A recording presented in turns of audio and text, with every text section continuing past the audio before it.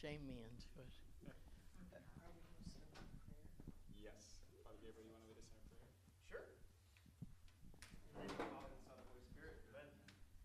Lord God, we give you thanks for this great day that you've given us. We give you thanks for the life and holiness of St. Bartolo Longo, and we give you thanks most especially today and in these days for the grace that we have him raised to the altars as a saint, that we can be both inspired by the witness that he gave and receive his intercession.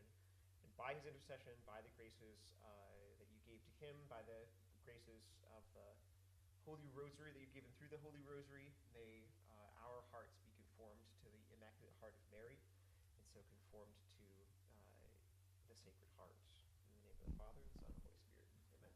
Amen. Well, good morning, everyone. I am Ginger West. I have deep roots here at St. Patrick's because my great-great-grandparents came from County Offaly in the Midlands of Ireland in 1845 and settled on Nathan Street. Came to St. Patrick's before it was a Dominican parish. My great-great-grandmother became a Catholic. Even though she was already a mother of 6, she became a Catholic under the first pastor who was a diocesan priest. So when the Dominicans came, there was great love and rejoicing and welcoming. My grandparents, my mother's parents, were married here on June 13th of 1906. So that gives you a little history, family history of why this parish is so important to me. The Rosary has been part of my life since I was in 2nd grade. On the 22nd of February of 1950, it was Ash Wednesday, and after dinner, my father said, "I think for Lent this year, we should do something. Rather than give something up, we will start and say the family rosary." So every night after dinner, the family rosary came out, and we took turns leading it. Everybody but my bratty baby brother Michael, who Father Cornelius knows from the Aquinas gatherings. Michael was only 3 he wasn't quite 3 when we began. So it was just a special time after dinner to have that family prayer. And Easter Sunday came along, and I was very precocious. I don't know how my parents ever put up with me. I was born on the Feast of the Transfiguration, and their lives were transfigured forever. Daddy said after Easter dinner, he said, "Rosary beads out." I said, "Time out, folks. Lent is over." Very gently, my father, who was he's a saint, said, "You know, this seems to be working. Let's just see how long we can continue." I left home in July of 1964, and we were still praying the family rosary every night after dinner. Even if we had company, even if the company wasn't Catholic, we prayed the rosary. So that experience of praying together has always been important to me. But praying the rosary, when I wake up in the middle of the night and wonder why I'm awake and I feel like, my night's sleep is over, I grab the rosary from my nightstand. And Mother always told us that if we don't get it finished, if we fall asleep, the angels will finish it for us.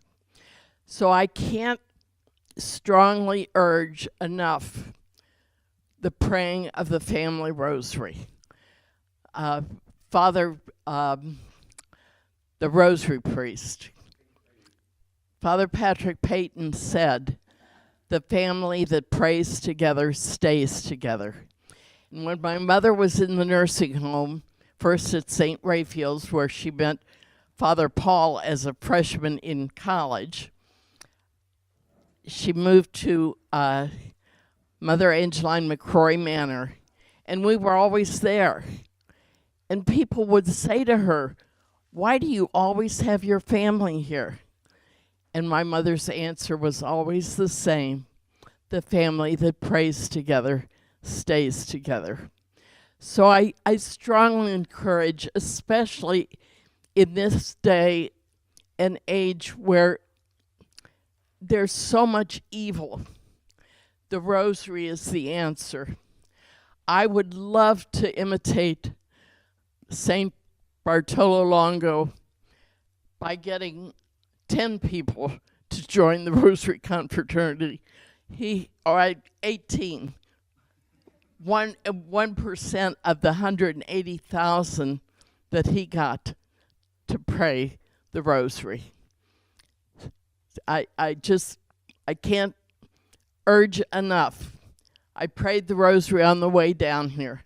I lived north of 161 and south of 270, and the Rosary just gives me the peace to get here on time.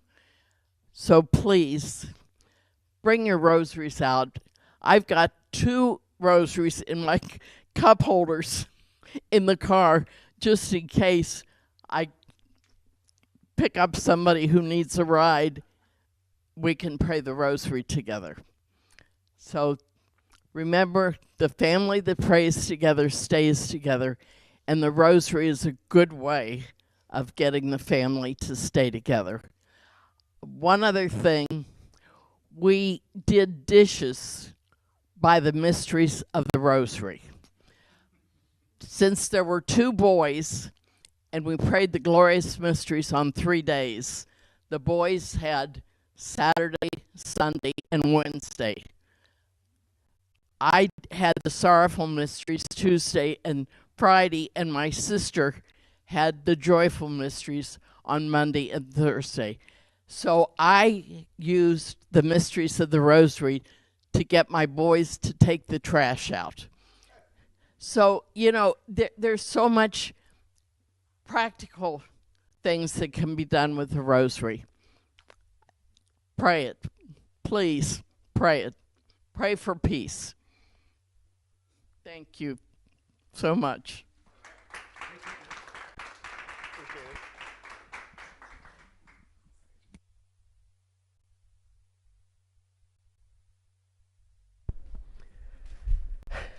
It's great to see everybody. It's great to be here.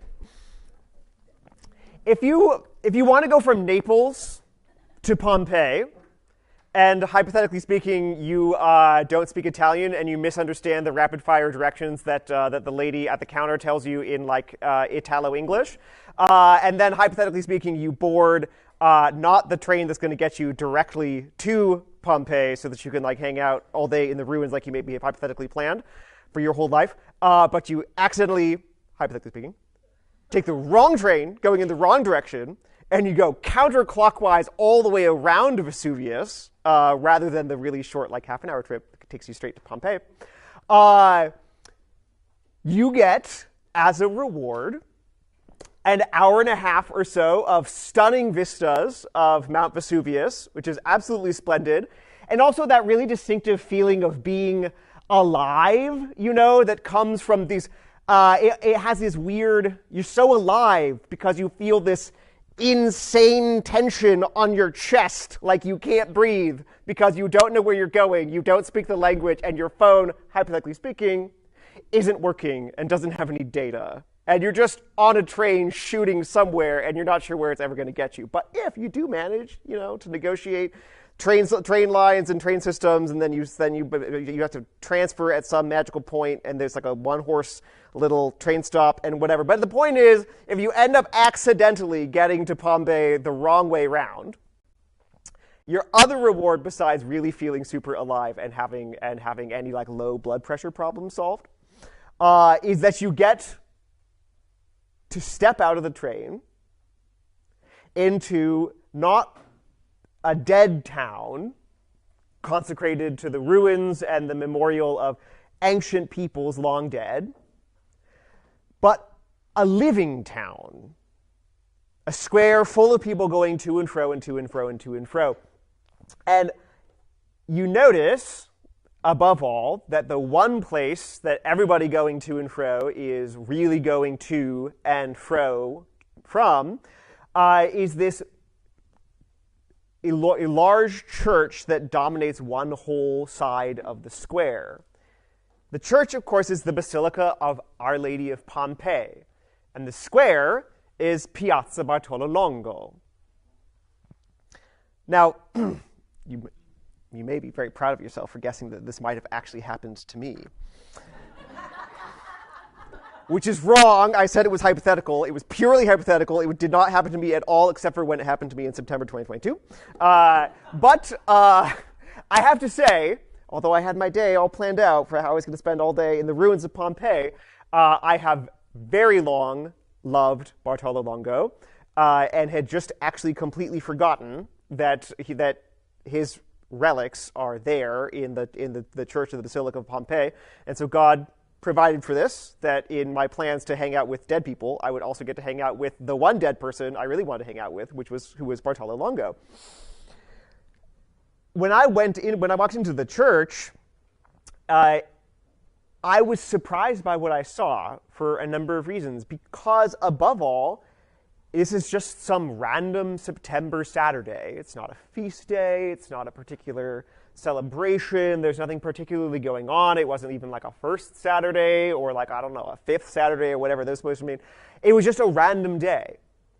And this church was packed, full of people. Not just like random people, but crowds of people. And not tourists, but just people packed, speaking dialect Italian and being incomprehensible and being loud and running all over the place. And it was full, and this is totally unique in my experience of Italian churches, full of children. That the people who were there had children, and the children were running around and being crazy and being totally ordinary kids when their parents were doing boring things for long periods of time, like going to Mass and praying the Rosary and having all kinds of devotions and things, which are clearly something of an all-day adventure.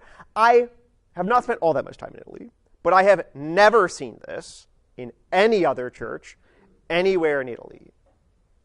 There is something that remains, and doesn't just remain, that is alive and life-giving in a very particular way in the Basilica of Our Lady of Pompeii as part of the gift and the legacy of Bartolo Longo. I propose that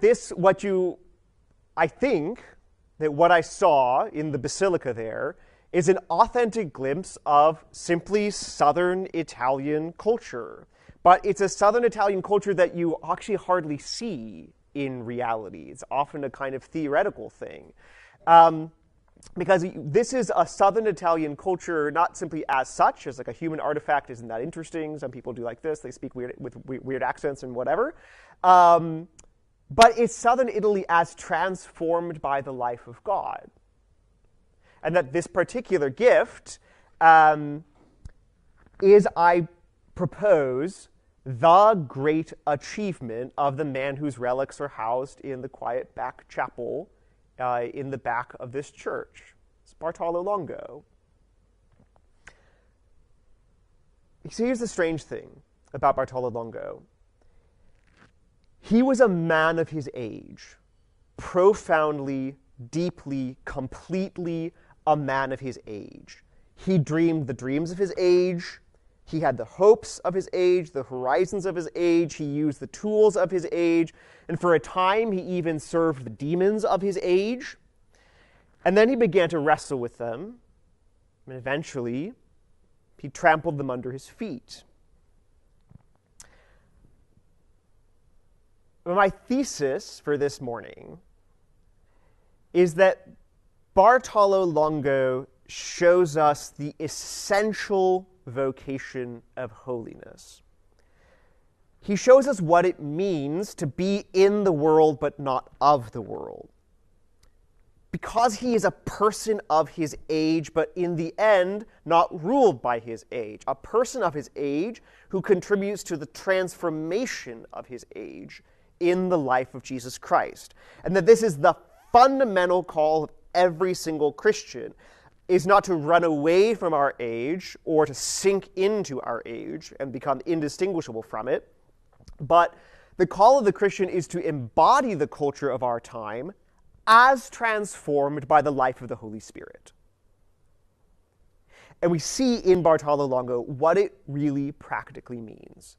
To be in your age, but not of your age. To be in the world, but not of the world. And that this is, in fact, nothing less than the actual call of holiness itself. All right, so that's my proposal. Take it or leave it. But if you want to leave it, you should probably just also physically leave now, because otherwise there's about 40 more minutes of this. If you find it deeply unappealing, I won't be offended. It's totally okay. So, yeah, exactly, good. So, Bartolo Longo is born in 1841 in Latiano in Italy, which is it's in southeast Italy, so it's on the opposite side of the island from peninsula, from Pompeii. And what's fascinating about, one of the things that's fascinating about Bartolo's early life is that you can say he starts out as every homeschooling parent's dream child and then becomes every homeschooling parent's nightmare.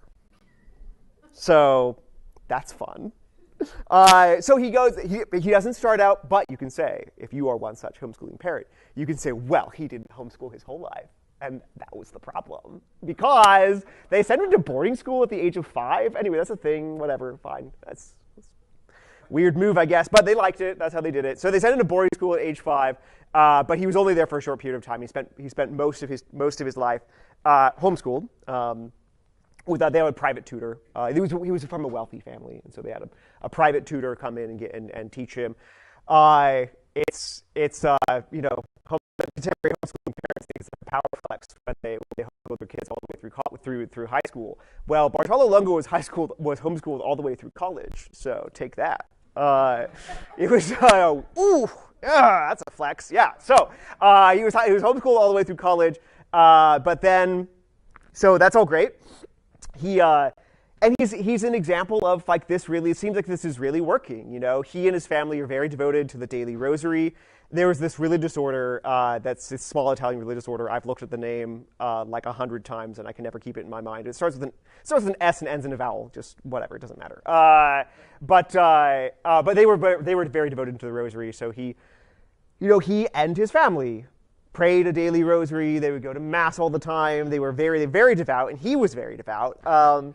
He was in love with this religious order that provided pastoral care for his family. I mean, it doesn't sound totally dissimilar from various people that make up this parish here.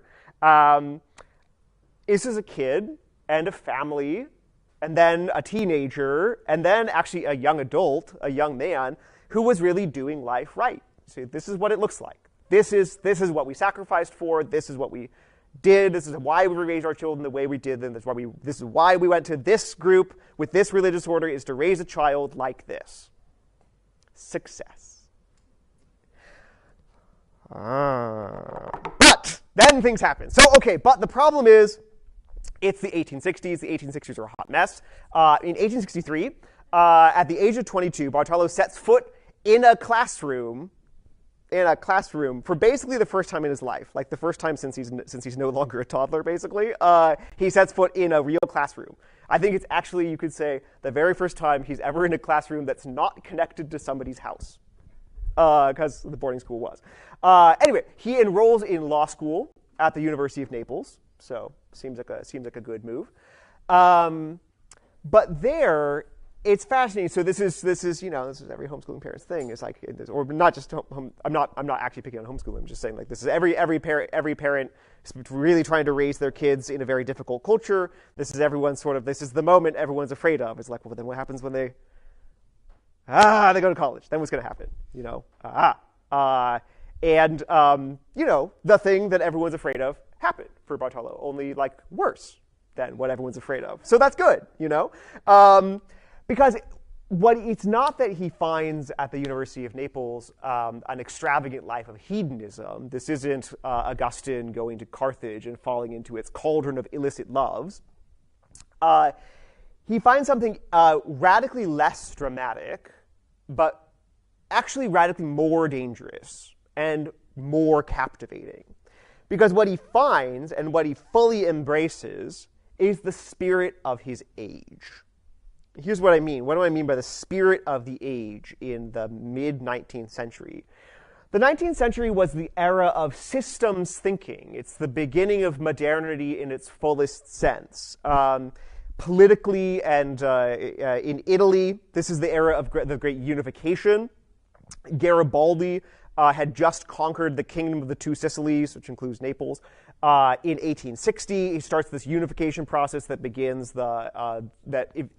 ends up in the Republic of Italy as we know it. First the Kingdom of Italy and then the Republic of Italy. And there's this wave of liberation movements all over actually, from as far east as Russia to places all over in Western Europe, of like liberation of serfs. There's all these serf rebellions in 1854. It's like this annus mirabilis before 1968, that like there's serfs kind of rebel all over, say, fighting for rights. It's a time of like grand visions and really utopian dreams. It's an age of men and women actually who wanted to solve humanity's problems with science, with reason, with hygiene. It's the advent of the era of scientific systematization, that you can kind of conquer and dominate and rule the world by making it make sense, by making human behavior orderly, by solving the messiness, but big emphasis on solving the messiness of human problems with science and hygiene. So it's men as different as Karl Marx, Louis Pasteur, the guy who invents pasteurization, the great medical man and researcher, Leo Tolstoy in literary and social movements, the Kellogg brothers, of course, in America, right, who were sort of utopian idealists in their own kind of way.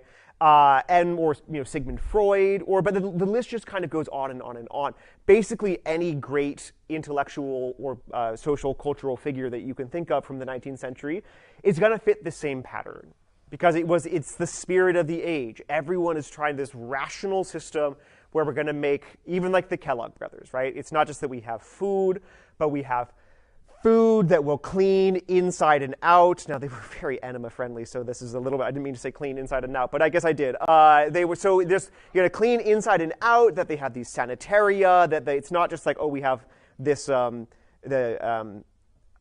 new for you to eat at breakfast. It's that you eat this thing at breakfast, you go to these sanitaria, you have these whole body and whole spirit cleansing rituals and things that you do, and then you emerge from these sanitaria not just eating Kellogg's cornflakes, but a new rational man, like the new rational scientific 19th century person.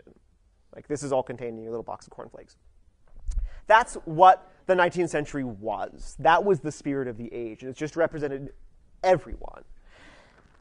And for many people, not just in Naples, not just in Italy, but all over the world at the time, especially the Western world, the 19th century rational human being was the person who had outgrown the need for God, predictably. Bartolo speaks himself of his own views at the time. He says, "One is born and one grows as a child with the prejudices of this age." So one is born and one grows as a child with the prejudices of this age. But as one grows older in years, reason sweeps away all childhood nonsense. In much the same way, one is born in the Roman Church, but as reason becomes mature, one puts aside these old wives' tales. It's a lovely expression. So he wrote that contemporaneously with these developments in the 1860s. Because it's a fascinating way of putting it. He feels like, the Christianity that he grew up with was just the spirit of the age. And I put that away when I became an adult and took on man's estate and became free thinking by reason above the spirit of the age, all unwittingly not realizing that by that very act, by this process of leaving the one thing behind and taking up the other, he was incorporating, I think physically incarnating the spirit of his own actual age in the deepest possible way that could be imagined. So he begins to look at reality using the best and the deepest tools of his age. And he finds his path by sort of roundabout means to this new cultural movement that had started in New York in the 1840s and rapidly spread, just like really, it like took the Western world by storm. And that's spiritualism or occultism or whatever you want to call it. Just really briefly, this, I cannot emphasize enough how much occultism or spiritualism really swept the Western world. It's really fascinating because it starts with these two sisters in New York who I kid you not, one of them can just crack her toes really loud. Which is a weird thing because she can look like she's not moving, and she can make this incredible knocking sound by just cracking her toes. And the two of them, they're mischievous sisters, and they set up this whole thing where you have these, you're sitting in the dark and you're under a table, and you're sitting on a table under your feet, and then candles, and you're talking, and then you start to communicate to the spirit world by means of knocking. If you're there, knock twice. But nobody's moved. It's the spirit world, right? I'm not kidding. It actually literally begins with these two girls.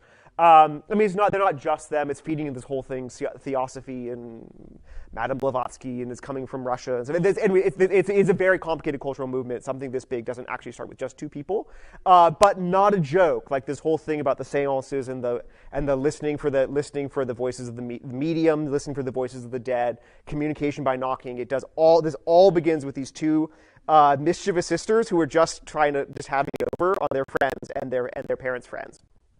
Arthur Conan Doyle was such a fan of spiritualism and occultism and of these sisters that even after they had been exposed and the girl with the toes had demonstrated it and admitted it was my toes all along, he still defended that this was that they were real mediums and that this was real, that these seances were real. He was like. But think about it, this is Arthur Conan Doyle, for whom the Sherlock Holmes figure is this ideal, rational man who is doesn't need God, doesn't need anything beyond the material world. And this is Doyle's fictional personification of himself, right? He's speaking in his own voice. This is the man of reason who says you can just observe material causes and you can explain all human behavior. This man is so passionate about these two fraudulent girls from upstate New York that he not only writes to defend them, he actually writes the worst of his novels, which is a novel about spiritualism. It's amazing. It's just a spiritualist novel. It's really wild. Nobody's ever read it because it's appalling. But I only mention this just to say that this is how big this movement was. Other people another person that you would have heard of who's super into it is Marie Curie, of course, this amazing, heroic scientist, brilliant woman. But it's just probably any intellectual that you can think of in the 19th century after the 1840s is very into this. Pretty much anybody that you can name. In fact, plenty of practicing priests, priests in the University of Naples are going to these seances with Bartolo. So it's not that that he says that this is obviously him leaving the Catholic Church behind. He's going with priests as well. I mean, it's not totally unlike the 1960s. People go into all kinds of stuff, and there's priests there too, because the priests are also caught up in the same movement, So, on May 29th, 1864, he goes to his first séance with some of his friends he's made at the University of Naples. And there's this description that he has for how it goes. So during the session, the medium who practices what basically hypnosis asks Bartolo if he has any questions that he wants to ask the spirit world. And he does. It's really fascinating. Most of his questions are about Christianity, in fact, over the course of his whole time. This is not simply putting away childish things and leaving Christianity aside. This is a rational means of knowledge by which he wants to get to the bottom, verify the rationality to verify whether what he was taught as a child is rational or not. So this, too, being part of the spirit of his age, is not a blind shutting away Christianity, but actually a rational means of investigating and certifying its falsehood or its verity. And so here's what he says. His first question to the medium in the seance is Jesus Christ God? And the medium responds, yes. And the next question is, are the 10 Commandments true? This is so amazing. This is totally believable. It says, all of them, except the 6th commandment, are true.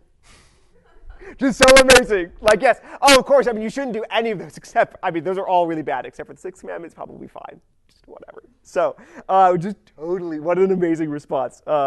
Known so many people, many such people who would say like, oh yeah, absolutely, no, totally, absolutely, all the 10 commandments are great, love them 100%, except the 6th one, we don't need it. Good. 9 commandments. I give you these 9 commandments. Yes, exactly. So, great. He loves this. This seems to be right up his alley. So he enters the group, but this is, but now there are particular aspects about the group that he joins. So while this is this thing that's spread all over the Western world, the group that he joins, I think you just really have to say, properly speaking, it's not just occult, it is a cult, which is unusual actually. I've not read any study about like how widespread this is, but I'm not aware of this kind of occultism normally forming cults. But this is clearly, the group that he joins is clearly a cult in the sense that we think of cults. So they have nightly seances. That's very unusual. Normally this is kind of a social thing that you would do, and they would do like once a week or something like this, but they have nightly seances. They have really intense ascetical practices. They barely eat. They barely sleep. In fact, in its cultic practices, it's actually very similar to things that like the Manichees would do in the 3rd and 4th century, or that the Cathars would do in like the 13th and the 14th centuries. It's very similar, actually. He takes this all on, becomes very, very involved. He has this spirit companion who is his guide through the spiritual disciplines that he's doing. It's this angel named Michael, in fact. And it's strange because so he's doing all these spiritual practices both on his own and with the group, these nightly seances, but he's also not sleeping and he's not eating. And he has these like spiritual practices that he has to be doing.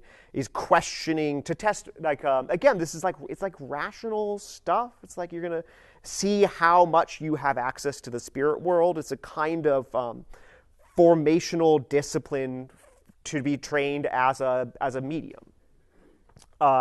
And so this angel who's accompanying him, this Michael angel who's accompanying him, he would ask him questions, and fascinatingly, he would often give him right answers. Things that Bartolo didn't know. He would often give him right answers, but he would also give him wrong answers. We can talk about this. This turns out to be like, this is one of the ways that you know if you're talking to a demon, is that they do actually give you right answers with a fair degree of regularity, but not always.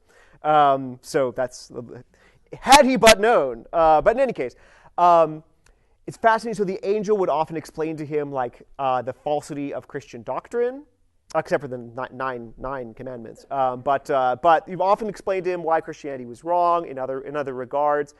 But then we refuse to answer other things. So at one point, again, still trying to get to the bottom of what he believes, he asks Michael, which is the true religion, Protestantism or Catholicism? And the angel basically like gives him the raspberry and vanishes. Just like, okay, all right, great. But along with this, Bartolo is convinced that this angel who's accompanying him and whom he's sort of learning is also observing and tracking him, and that if he violates any of the group's ascetical practices and their disciplines, that this Michael will report on him to the rest of the group. So he's both sort of like questioning / worshiping / sort of attuning himself to this one particular angel, but then is also aware that this is quite properly speaking his prison guard as well. So he has to, now at this point, he's deep in, he has to keep doing what he's doing. Okay. Then eventually he is inaugurated as a spiritualist medium in his own right at a kind of consecration or ordination ritual. This is what people say. He was a Satanist priest. Like, well, he isn't really. Satanism was invented by Aleister Crowley and this guy LaFay in the 60s and 70s. But okay, fine. Suffice to say, he does undergo some kind of like consecration ordination ritual to become a spiritualist medium. So close enough, to be honest. At the culmination of the ceremony, he describes later, he fell into a trance during which, as far as he can tell, he successfully evoked the spirits of Pythagoras, Confucius, and Caiaphas, the high priest. Not sure why, but in any case, but you see these are wisdom figures, right? Pythagoras. Pythagoras is a great wisdom figure from the ancient Greek era, associated with mystical practices. We all know his theorem, or we all remember knowing his theorem. Let's not kid ourselves. But the Pythagoreans were mystics. They were numerical mystics. They had various like numerical, mystical and ascetical practices. Confucius, of course, not actually a mystic in any kind of sense whatsoever, but at the time, it's like 1863, like he's so mysteriously Eastern, it's got to be mystical, you know. And then Caiaphas, because of the association with Jesus. But his sleep, from that point on, is sort of racked with nightmares. He has these terrible visions. That night begins this strange stomach ailment that never leaves him. So something happens inside that's broken for the rest of his life. So he perpetually has bad digestion, like some kind of stomach problem for the rest of his life. And yet, all this happens. This seems like this is the culmination of your dreams, and at the same time, it seems like it's also really, really bad. And the next day, he tells his friends, "A vast area opens before me that I must explore in its entirety, bringing to the minds of men the light of spiritualism." He is a man of his age, and in this moment he has become, properly speaking, possessed by the spirit of his age. But it's not just that he's a spiritualist, it's that he's bent like a 19th century hero intellectual on rebuilding the world, on rational, comprehensible, sensible lines, better than it was before, perfect and totally material and totally guided by the spiritual world. But at the same time, he is falling apart, like physically falling apart, because he's not eating, he's not sleeping, he is having these weird communes with this angel figure who's guarding him and watching over him and spying on him and reporting on him. And the breaking point comes almost exactly a year after he enters the movement. It's on May 27th, 1865. He decides he wants to summon the soul of his dead father. This whole jam seems like it's a bad thing, but probably definitely don't summon your dead dad. Just note to self. I mean, if next time you think it's a good idea, just like, oh, I think Father Gabriel said that was a bad idea. I do think it's a bad idea. Anyway, so he does so, but by this point, he's become very suspicious of his angel, Michael. So he asks for proof. So the angel tells him to pick up a pen and paper and start writing. And his hand forms his dead father's signature. like perfectly. Just that's his dead father's signature. So this is great, except for it's also horrifying. And he wakes up the next day just feeling beyond appalled. And so he just basically breaks down, and he talks to this friend of his at the University of Naples, who tells him like, this doesn't seem great. Tells him to talk to this guy, Father Alberto Radente, who happens to be prior of the convent of San Domenico Maggiore, where Thomas Aquinas had lived. And so he does. And basically for the entire month of June, 1865, Radente realizes there's a lot of spiritual and psychological astuteness here. There's none of these terms yet. The kind of modern cults like are actually just really coming into existence in the mid-19th century. Cults in our sense are really kind of coming into existence. And so nobody's really seen this behavior before, this kind of total brainwashing, all this stuff. But Radente, by the grace of God, sort of lucks into exactly the right thing. So if you've ever, I'm sort of obsessed with cults, but like if you ever see what you do if somebody escapes a cult or is trying to escape a cult, you can't just tell them like, you're free now. And they're like, yay, I'm free now. Like all that terrible stuff, I don't have to do it anymore, because you've just absorbed it so much, you can't really just let it go like that. So it takes a process of, we call it deprogramming, because it really is. It takes this process of deprogramming. And that's what Radente does for Bartolo Longo over the entire month of June. He's with him pretty much all day, every day, talking with him, explaining, like working all these things out, giving him like really psychologically astute advice about so partly he now has these kind of like obsessive compulsive associations with this angel who's watching over him and reporting on his behavior. And so he's training. Radente trains Longo in part actually just to fight back in a psychologically sound way, which is he says, if you need to pray the Rosary 100 times a day so that you don't talk to this demon Michael, then just do, which is great. I mean, this is the kind of advice you give to somebody who's like fighting addictive behavior. It's just like, well, just do anything except the addictive behavior. I don't really care what it is, as long as it's not self-destructive. Do it, But it is interesting right away that in this process of this, in fact, very unromantic, very like undramatic. There's like his fall into this occultist cult is pretty dramatic. It has this pretty dramatic low point, a series of pretty dramatic low points. But getting out of it is actually pretty undramatic. The Virgin Mary doesn't appear to him. Like there's no big thing that happens. He just nearly has a psychological breakdown. And then there's a priest who just works with him really steadily and slowly and gives him psychologically and spiritually sound advice that begins to restore the freedom of his mind back, to free him from the spirit of his age in that sense. But it is interesting to note that right there, part of the means by which this happens is by means of the Rosary. That the Rosary is actually very much involved in the way in which he's reestablishing psychological and spiritual stability in Bartolo Longo. So he eventually goes to confession, and he's restored to union with the Church. And shortly after, he enters the Third Order of the Dominicans, but unusually he enters as a man under vows. So he stays a layman, but he makes vows, not just like promises of poverty or whatever, but he actually vows the religious vows. So he vows poverty, chastity, and obedience. Henceforth, I actually don't know quite what leads him to do that, but he does.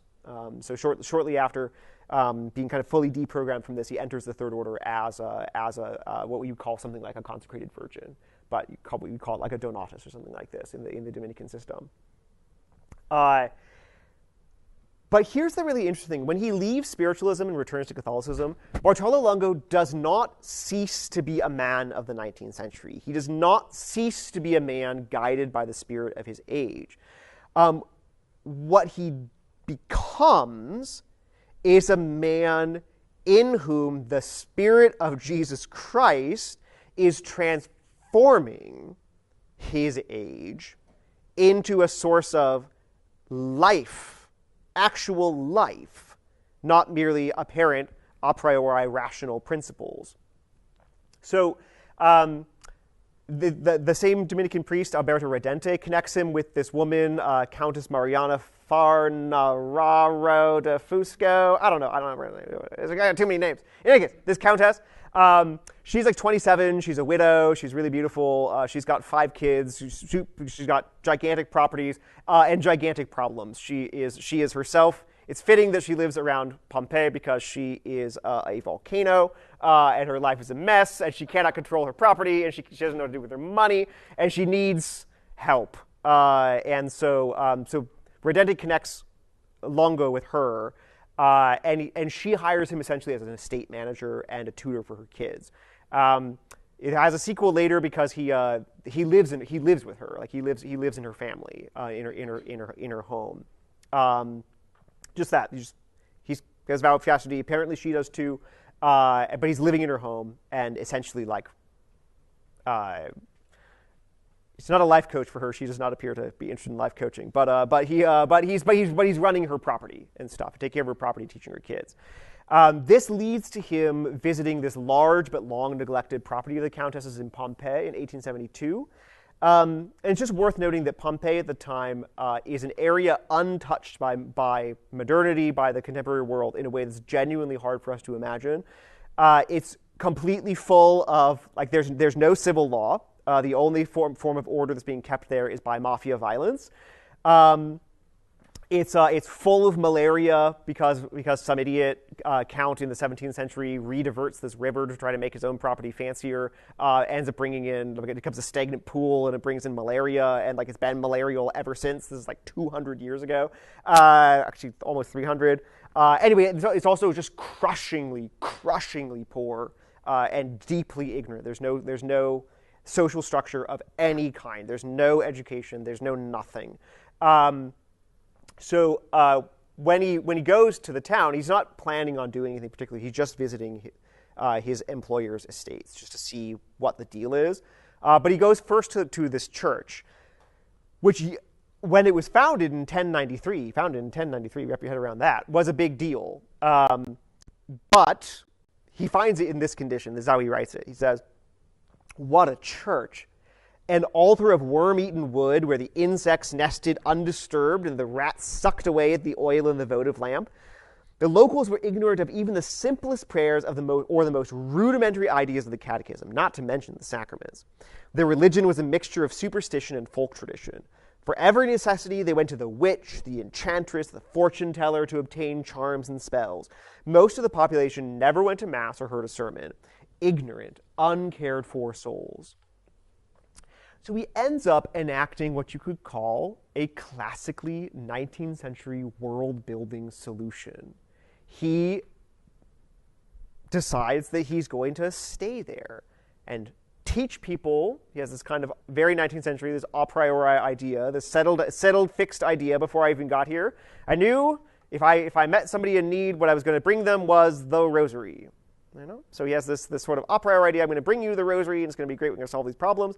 So he does. He decides to stay there for a little while. I'm going to tell people about the Rosary. But he quickly realizes that there are some problems that need to be addressed before we can get to the Rosary. That the Rosary alone, as a kind of ideology, is not going to solve your problems. He has this is wild. He has this conversation he writes about later. He just starts talking. Eventually, this is not working. This is not working. And so he decides he's going to have this radical solution, which is he's going to talk to people. Which is crazy. But like systematizers don't like talking to people. So this is kind of a big deal. So he decides he's actually just going to talk with people. So he starts asking people, like, what do you, God, what's all this? So he asks this one old guy, how many gods are there? And he says, ooh. Well, when I was a kid, there were 3. But that was a long time ago. So I'm sure at least one of them has died or gotten married. What an amazing thing! Either died or gotten married. The two disqualifications for being God is that you die or you get married. So anyway, right. So he sort of realizes he has this encounter with real people from Pompeii, and he realizes like, ooh, you know what? Actually, I'll take that rosary right back. Maybe not yet. Maybe we're not ready for this yet. So what he realizes is that this is the turn. This is the transformation of the spirit of the age. Is realizing that you don't need like a single rational a priori system that we knew beforehand that we could just impose upon the people without having to talk to them. We actually have to meet the people. That we begin our thinking about how we fix the problem with real people, that we talk to real people and we let them tell us what their real problems really are, and then we actually try to help them, not just impose a solution, but actually to help. And so he does. He begins his world building, this 19th century system building, anew, not from an idea, but from the person, from the attention to the need for conversion, both in himself and in the people that he meets, in himself and in the other person's need for freedom of mind and body. And so he has these goals right away that we're going to bring actual education, actually teach these people themselves, God, the world, everything that they need. And then with it, sanitation. We're going to fix this idiot count's problem with the malarial waters and all these things. Get transportation so that people can get places. Get them jobs so that they can actually have work. So that don't have to be dependent upon the mafia. All this stuff. And at the center of all of this, his new system for Pompeii is a rosary shrine that he gets his countess and her friends to fund. They begin building it in 1876, and it is the focus of what becomes not just a place for people to come and pray the rosary, but for a new world, for Pompeii reimagined, not as a malarial backwater of ignorance and cruelty, infinitely worse, in fact, than it would have been in the Middle Ages. People often say, like, oh, it was like in the Middle Ages. No, the Middle Ages would have been much, much better than what 19th century Pompeii was. That the shrine itself would be the anchor and the ground of a new world, a modern world, a world with all the conveniences, everything that the 19th century wants, just not focused around an abstract idea that has removed God from the equation, but that has begun with the real needs of real people and connected them to the real living Lord who is present among them.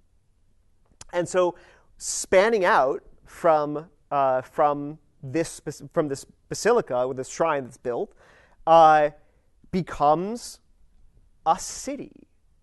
Pompeii not as a shrine to the dead, but a living city. So he discovers in himself this immense talent for what we would call city planning. So he builds this whole city around the Rosary Shrine. He connects it to the railroad. He gets a post office built. He makes schools. He has this. He creates these whole systems of bringing jobs to Pompeii and make sure that it's the locals who are given the training that they need to get the jobs, so that they can not live in poverty. He builds them houses, so there's a kind of like not exactly public housing, but he builds them very nice apartments and these things that are modest, but that they can afford to live in. So this is the dream of the 19th century realized, like sanitation, affordable housing, employment, rationally laid out streets, like education, everything that the 19th century wants, but unusually, radically transformed with a shrine to the Virgin Mary as its center and as its anchor point. At one point, just to wrap up that part of the story, in 1885, Leo XIII, of course it's not that far away, Pompeii, Rome, it's not really that far away, basically people have been like whispering nasty rumors about the Countess and Bartolo for about 20 years at this point, because he's still living in her house, and so Leo XIII says, like, all right, you know what? I dissolve your vows of celibacy, and you have to get married. So they do. So they get married just to put an end to the apparent visual scandal of the fact that they're living together and that they're man and a woman living together. So he dissolves their vows of celibacy, and they get married. And just to prove that the Pope can't push them around, they have a Josephite marriage. So which is to say that they remain celibate in their marriage. So it's just like, haha. Well, you dissolved our vows of celibacy. Well, we're gonna be celibate married people. Deal with it. So all right, fine, whatever. That's part of his life. She is apparently like legitimately like a volcano. She's apparently like legitimately hard to take. I'm not saying she's a bad person. She's just very Southern Italian, and so legitimately already the time period, the fact that he is able to be like very patient with her is already contributing to a reputation for holiness. Basically, just like, that dude is married to that chica, and like he has not killed anyone or her or himself, and so like literally, santo subito, like this is a saint, It's absolutely amazing. So just a couple of last things, just to show, kind of continue to drive home the way in which he is a man of his time, but revealing a genuinely transfigured face of the spirit of his age. This was an era that was profoundly in love with the idea of biological determinism. That should be clear from this kind of the systems thinking of the 19th century. So there's of course, Charles Darwin's theories are brand new at the time, and like brand new scientific theories, they enter the public consciousness like radically simplified, and then in the end like falsified in the versions that are so simplified that they become like these weird false versions. So this kind of physical determinism. Like you put all that into like a hopper, and one of the things that pops out is phrenology. This is phrenology. Yeah, this idea that like the shape of your skull, the bumps on your skull, you can see mine quite well actually. That the bumps on your skull reveal like your personality, and that there's like criminal bumps. Like if you've got the criminal bump, oh crap, do I have the criminal bump? If you have the criminal bump, you're just you're a criminal, and then you have like a crazy bump and like all these things. So that you can just tell from the shape of the head. But it's biologically determined. It's heritable. You can receive it from your parents and stuff like this. And so this sounds crazy now, but people were they were also very convinced of this. This was just rational. Guys were just being rational here. Now, Pompeii, of course, is a very poor area, very ignorant, very violent. This naturally results in a lot of crimes, and there are a lot of children who are essentially orphans because both of their parents are in prison. Now, the people at the time, like, they don't actually want to help them because they're children both of whose parents are in prison. So they're bad people, and like they got the wrong bumps. Like they've got the criminal bump, man. And so like I don't want to help them because if it were legal to kill them, I would just kill them because they're criminals. And they're just little criminals, But when they get bigger, they're going to be strong enough to be big criminals, and that they're just going to repeat what their parents did. So they weren't being helped not because people didn't have the resources, but because they positively thought it was a positively bad thing to help these children who are orphaned in effect. So Bartolo Longo thinks that this is not great, and he doesn't really care about the bumps on their head. And so he builds for them an orphanage and gives, for the boys first, an orphanage and a trade school. Like the orphanage is also a trade school. So he's not just warehousing them. He's not just giving them charity in the pejorative sense of feeding them. Well, not that feeding orphans is bad. Father Gabriel came. He told us that feeding orphans was bad. Like, I don't know. Has it got bumps in his head? Anyway. Yeah, but he also provides for them. He gives them training, and then he ends up actually having these like public displays. But people they're so mad at him that he's doing this because he's helping criminals get big and strong, and so he actually has these like public displays in the town where he's like, he's having his boys like do math and like build things and not be criminals, you know, and people are just like, well, I guess. Okay. Anyway, so just to say that like him building an orphanage and giving poor homeless boys vocational training was not automatically perceived as like what a saint. This is like, oh, this saint who can handle his crazy wife is doing really weird things that I'm not really comfortable with. Eventually, he builds one for girls as well, and they're both going like wildfire for the rest of his life.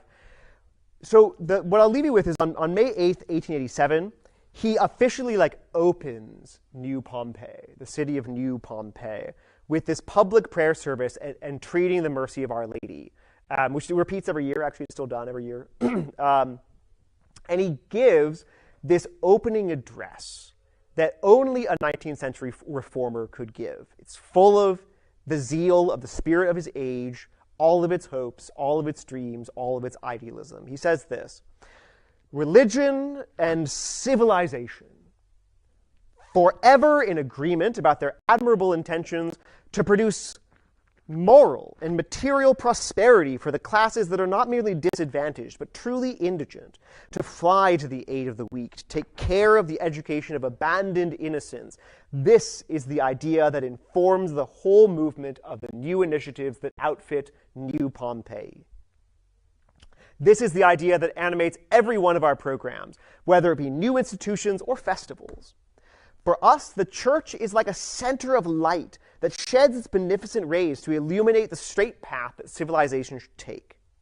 The rich man and the poor man, the artisan and the farmer, the newsman and the tradesman, in short, the people who rise up towards greater civility in the light of the faith that comes from the church, become naturally moral. This is the spirit of the 19th century distilled into a paragraph. Everything. Rational man, system of thought, New Pompeii, a rational world. Everything makes sense. It's clean, it's sanitized, it's got straight roads, it has an air that you can breathe, that you're not going to be sick. It's the same spirit that produced the soul-destroying factory systems that had devoured London and major cities across the continent. It's the same spirit of the 19th century that had produced Karl Marx's reaction to them. And yet, in this man, in this boring lawyer who lived long and did boring practical things, who was a city planner and an architect, and an administrator and a fundraiser, was the man who was no longer the slave of spirits and no longer the unwitting tool of the world spirit of his age. But he was a man of God whose zeal and enthusiasm and ideals had been transformed by the Holy Spirit. Absolutely no one could have imagined what anti-clerical late 19th century Southern Italian culture could possibly look like if transformed by the blood of God. But in Bartolo Longo, God revealed it to the world. And in Pompeii, anchored on the Basilica of Our Lady of the Rosary, and in the Rosary devotion that he spreads out to the whole world from it, God makes it known. It's hard for us to imagine what our frankly anti-human, alienated, distracted, and therapeutic early 21st century American culture could possibly look like if transformed by the glory of God. But the goal of our prayer, the goal of our striving for justice, the goal of our labor to build a culture of divine love should be nothing less than that God would reveal in us a redeemed American culture, a redeemed Ohio, a redeemed Columbus, not in our politicians, not in internet celebrities, not in somebody else, but in you. In you. St. Bartolo Longo, pray for us.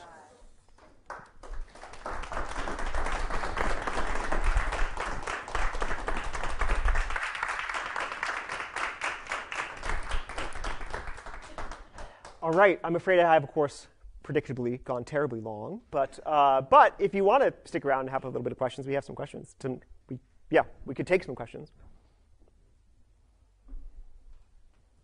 If you could talk into the microphone, not because we can't hear each other, the microphone does not, in fact, actually work in this space at all. We're recording for, we're gonna put this online or something.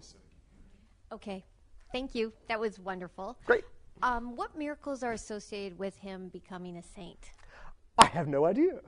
What a good question. I have no idea. The wild thing, I didn't talk about this in the this is an academic's response. I don't know about that, but smoothly transitioning without you noticing to the thing that I do know about is which I would never call attention to.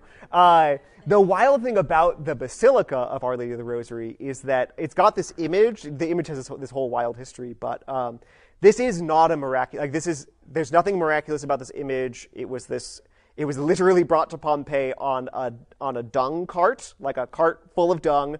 Then the image on it, it was in terrible shape. It was a terrible painting. It was hideous. It was falling apart, like physically broken, and all this. And a painter comes and fixes it. No, not like a 21st century Spanish fixing, but real fixing. And he makes this, so he makes the painting that we're familiar with. And everything about it is totally natural. This is just not a miraculous image. It's just that when it's put in the basilica and he builds it, it starts to work miracles. What can you say? Like people come and they pray and they have miraculous healings. And then like the shrine of Our Lady of the Rosary, of Our Lady of Pompeii, becomes a pilgrimage destination because people are having miraculous answers to prayer there. And this is part of the whole lifeblood of the system, is that it, like, why are people even going to Pompeii, the new Pompeii, in the train stop that he's built? Partly people always just want to go visit old Pompeii, people, but most of it's actually because kind of miracles are happening in this place in front of this extremely humble image. In what is that at the time, again, still sort of the middle of nowhere. So I know about that those miracles are happening basically right away. But for him, the posthumous miracles, I'm afraid I actually don't know anything about them. And that's okay, because that was a great answer. Cool. Well, good. Well, thank you. I'm just going to ask one more quick question. His conversion from spiritualism back into Catholicism, I was listening, but I can't quite remember. Like, was it confession? He eventually, this is what I wanted to emphasize, is that because I think you really have to understand the group that he fell into as a cult in the modern sense. This kind of separation from all of his previous relationships, the deprivation of food, deprivation of sleep, perpetual observance, being perpetually surveilled, the perpetual surveillance. It's a spirit surveillance, but it's a real surveillance. All this stuff, like the kind of constant programming, that produces. Of course, there is real demon worship going on here. Like, I'm not trying to diminish that fact, but I just want to make sure that we see it in full context, that we don't just like, oh, demons, always a Satanist priest, enough. It's not enough. We got to understand this is very particular what happens to him. Is that psychologically, you don't just go to confession and then you walk away from that. Like, you have to get out of it. And the astonishing thing about Alberto Redente is that he recognizes that this is a man who needs help getting out of a situation that is still, for people at the age, something they've probably never seen before. Not just because it's occult, but because it's a cult. And he is able, by God's grace, to intuit that, and gives him the care that he needs, which is this month of essentially deprogramming and giving him the freedom of his mind back so that he can actually think freely. And in being able to think freely, then he can assess his conscience, and then he can make a free confession. But it actually took like a month before he could really get there. If you think like a month is if you think about it, a month is actually not a very long time for that amount of psychological transformation. I don't actually know. My expectation would be that because they're professional deprogrammers now. I think it takes something like we want to expect something like 6 months.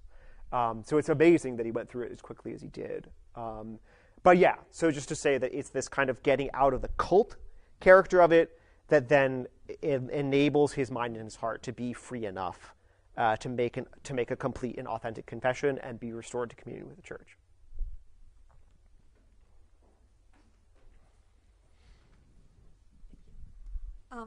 Did Bartolo make up the 15 first Saturdays, or were they something that existed before he just promoted it? That's a very good question that I don't know the answer to. Yeah, I don't know the answer to that question. My assumption would be that it was. Actually, no, I can't even make an assumption. I really don't know. So I'm sorry, I don't have a good answer to your question. If I would guess, I would guess that he proposed the devotion, but I don't actually know. So my apologies for that.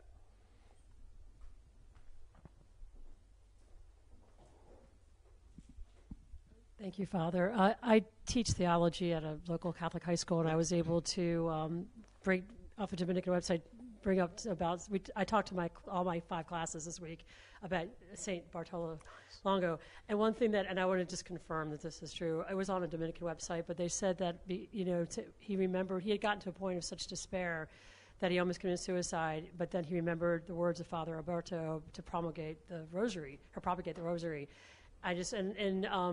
And the thing is that at this, when I wrote, I just want to confirm this, that his propagation and that of the Rosary was what inspired Pope John Paul II for the luminous mysteries of the Rosary. And I was confirming that's what because he said that he got his writings and all that, and his background, St. Bartolo Longo, was what brought him to his encyclical in 2002 to promulgate that. So that was just want to confirm or just say, that was something I pulled it, but I wanted to just talk if you had heard. I know that John Paul II has writes about Bartolo Longo, and so that would be which I've read, but it's been too long ago. I'm afraid I don't remember the exact content of what he says.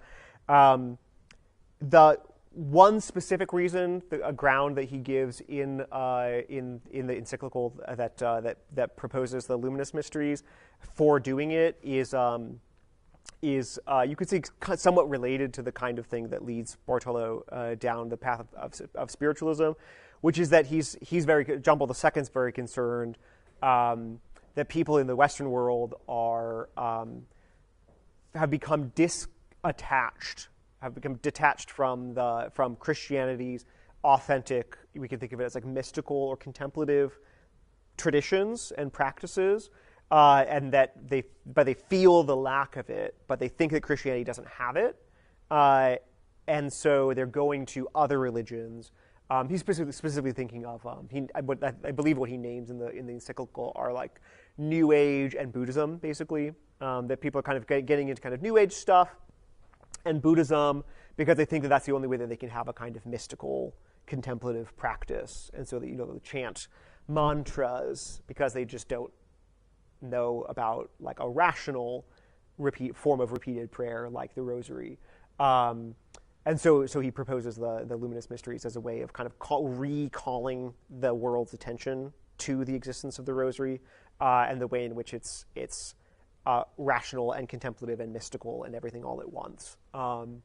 How directly Bartolo was involved in that, I'm afraid I don't know, but I know that those are things one could find pretty quick by flipping through that particular encyclical.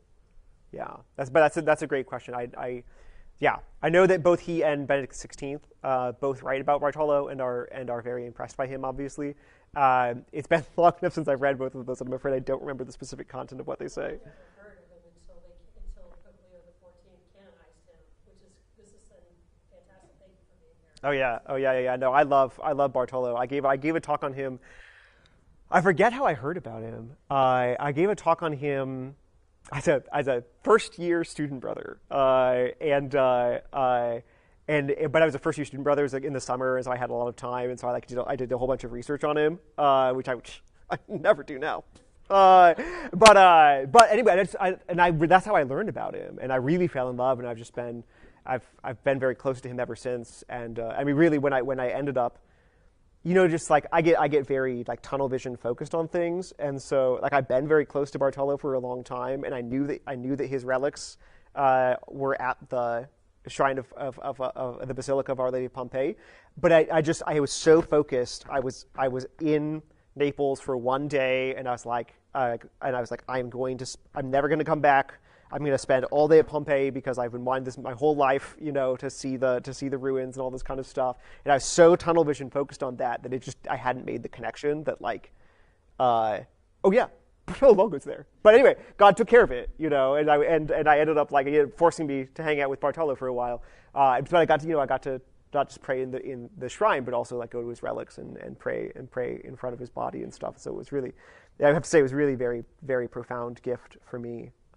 So yeah, he's an amazing saint, and he's a saint who's very interested in being a patron as well. So it was just really neat. His feast day is the day before Our Lady of the Rosary, which is a wonderful connection. Yeah. So like October 6th, exactly. So like historically, the church had like some of these really cool things. So like back when I had a feast day, back when St. Gabriel had a feast day. Remember when? I don't, but some of you might. But when he had a feast day, it was March 24th, it's the day before the Annunciation. So it's perfect, right? You celebrate St. Gabriel, and then he prays you into the Annunciation, which is really, really cool. But we don't do it anymore. And who needs that? And but we do it with Bartolo Longo, which is really cool. So we get to celebrate Bartolo Longo on the 6th, and he sort of like prays us into the Rosary, which is really cool. So. Great. Well, thanks very much, everybody. It's wonderful being with you this morning.